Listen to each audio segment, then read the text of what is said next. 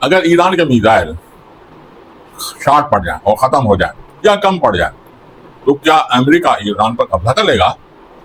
ایسا ہرگز نہیں ہے، یہ خام خیالی ہے، کیونکہ ایران اکیلا نہیں لڑا بلکہ اس کے پیچھے کچھ طاقتیں ہیں، روس اور چائنا، کیونکہ امریکہ پورے مڈل ایسٹ میں اپنے اڈے بنا کر اپنی گرپ مضبوط کر چکا تھا، یعنی 13 اڈا گلف کے ممالک میں قائم تھے، اور اسی کے ساتھ اسرائیل نے انڈیا سے دوستی کر لی تھی، گویا کہ ایران اور روس کی وہ گھیرا بندی کر رہے تھے۔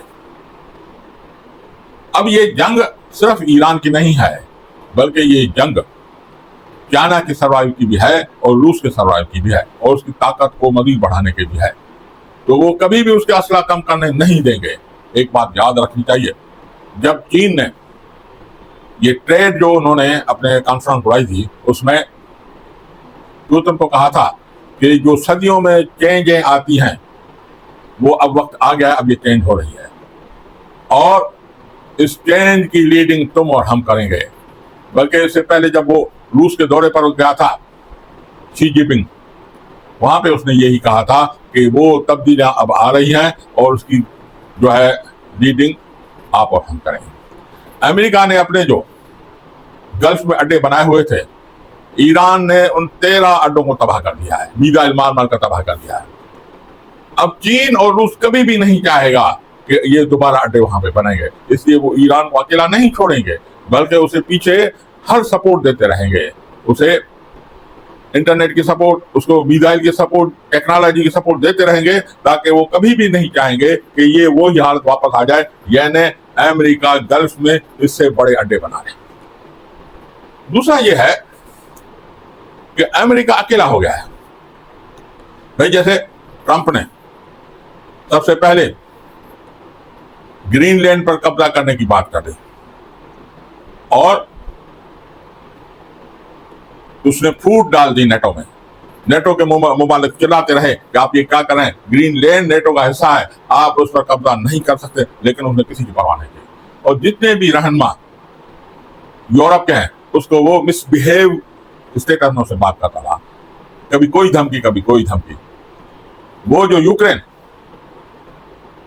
یورپ کی جنگ لڑ رہا تھا، نیٹو کی جنگ لڑ رہا تھا، اس یوکرین سے معاہدہ تھا امریکہ کا، تو انہوں نے کسی زمان میں اسے ایٹمی اسلحہ لے کر اس سے یہ معاہدہ کیا تھا کہ ہم آپ کا دفاع کریں گے۔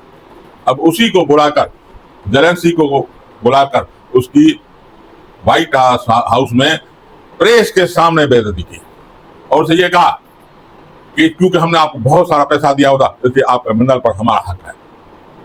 یعنی یہ امریکہ میں حکومت جب ٹرمپ آیا تھا تو انہوں نے اپنے جتنے بھی دوست تھے اس کو کھو دیا تھا، نیٹو کے جتنے ممالک ہیں، یورپ کے جتنے بھی ممالک ہیں، اس کا اعتماد اب امریکہ پہ نہیں رہا، انہوں نے کہا یہ ہمارے لینڈ پہ قبضہ کرے گا،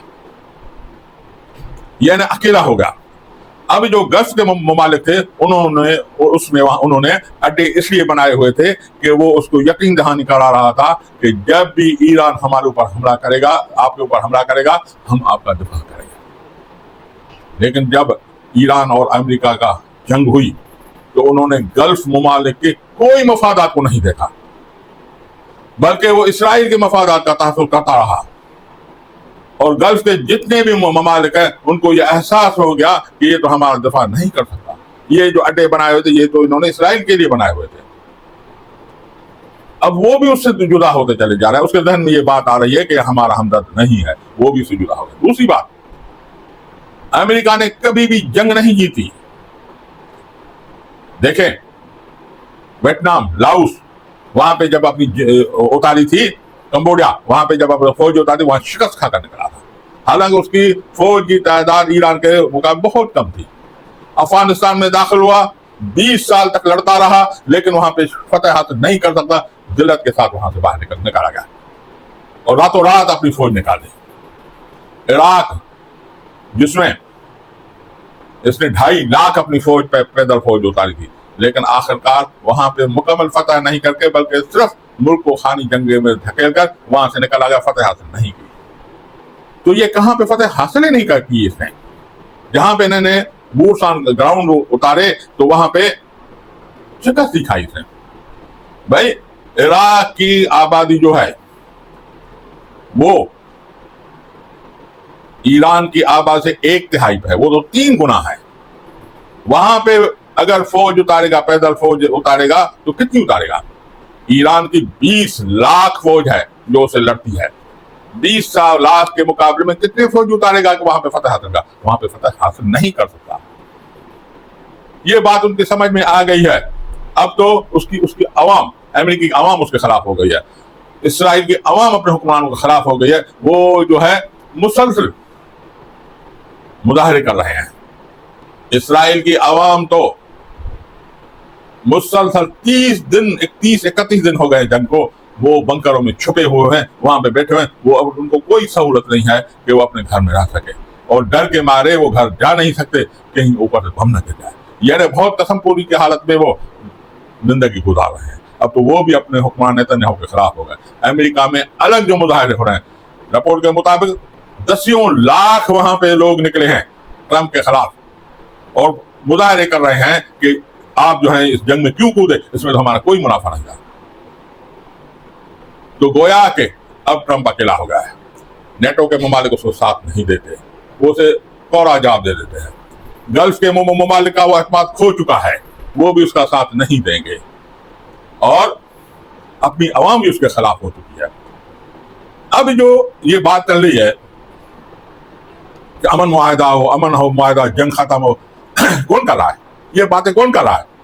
ईरान कर रहा है या अमेरिका कर रहा है? ट्रंप कर रहा है। ये बातें ट्रंप कर रहा है। यानी जंग बंदी की जो ख्वाहिश है अब ट्रंप की है। जो जंग बंदी की ख्वाहिश करे उसका मतलब वो कमजोर हो चुका है, वो लड़ नहीं सकता। इसलिए वो उल्टी सीधी बातें कर रहा है कि कभी बैकग्राउंड चैनल कर रहा है, अभी ये लोग हमसे बात कर रहे हैं लेकिन जाहिर इसलिए नहीं कर रहे हैं कि वो अपनी आवाम से डर रहे वगैरह वगैरह, वो बातें करता फिर रहा है। एक दफा एक ट्वीट करता है, दूसरे दफा अपनी उस ट्वीट की नफी कर देता है। कभी एक वो देता है कि ये मैंने दे दिया कि इस टाइम तक जंग खत्म होगी, कभी दूसरा टारगेट दे देता है। 48 घंटे का दिया, 6 दिन का दिया, 10 दिन का दिया है कि इसके अंदर अंदर जंग खत्म होना चाहिए। और जिसका जो गोल था स्टेट ऑफ हॉर्मज़ को आज़ाद करना, वो उससे भी दस्तबरदार हो गया है। और वो कहता है कि अब स्टेट ऑफ हॉर्मज़ को आज़ाद करना मेरा काम नहीं है, जो लोग वहां से तेल निकालते हैं, तेल गुजारने वो करें, या तो हमसे तेल खरीद ले या तो खुद ही आज़ाद करें। यानी जितने भी उसने गोल दिए तय किए हुए थे उससे पीछे हट गया है। अब जो ये टीम कायम हुई है वो ये समझे बात नहीं करी, बात करने की इनिशिएटिव लेने की कोशिश करे कि कहीं से बात शुरू हो। अभी ये जो 4 ममालिक का इजलास हुआ पाकिस्तान में, तुर्की, पाकिस्तान, सऊदी अरेबिया और मिस्र, ये 4 ममालिक खारजा वहां पर आए थे। उन्होंने क्या बात की अभी उन्होंने प्रेस रिलीज नहीं की। और फिर इसहाक डार जख्मी होने के बावजूद, हालांकि डॉक्टर ने उसको रेस की कहा हुआ कि आप रेस करें, आप सफर नहीं करें, फिर भी कौन सा प्रेशर था जो उसको चीन ले गया? कौन चाह रहा था कि हमारे अमन बात हो और चीन पर जाकर दरम्यान में वो कुछ सालिसी का किरदार अदा करे? चीन भाई क्यों जंग चाहेगा? ये बात याद रखें, जंग बंद करना अमेरिका के मफाद में है, चीन, ईरान और रूस के मफाद में नहीं है। चीन, रूस और ईरान के मफाद में कि जंग लंबी चले, लंबी चलेगी तो ट्रंप के हाथ पांव जो है वो ठंडे पड़ जाएंगे, बल्कि ठंडे पड़ चुके हैं। अब उसको फेस सेविंग नहीं मिल रही कि किस तरह निकले इस जंग से, किस तरह वहां से जंग को खत्म करे, किस तरह लोगों को ये यकीन दिलाए कि भाई हमने जंग बंदी का, हमने फुतूहात हासिल कर दी। कभी कहता है कि मैंने उसका फजा बंद खत्म कर दिया है ईरान की, कभी बोलता है कि मैंने नेवी उसकी तबाह कर दी, हम उसको तबाह कर चुके हैं, बस अब जंग बंद हो गया। भाई तबाह कर चुके हैं तो वो मिसाइल कहाँ से बरसा रहे हैं, कहाँ से लड़ रहे हैं? अगर आप उसको तबाह कर रहे हैं तो आप जंग बंदने की डिमांड क्यों कर रहे हैं? अब तो उनको वो उसको सरेंडर करना चाहिए ना आपके मुताबिक, लेकिन ऐसा हो नहीं रहा।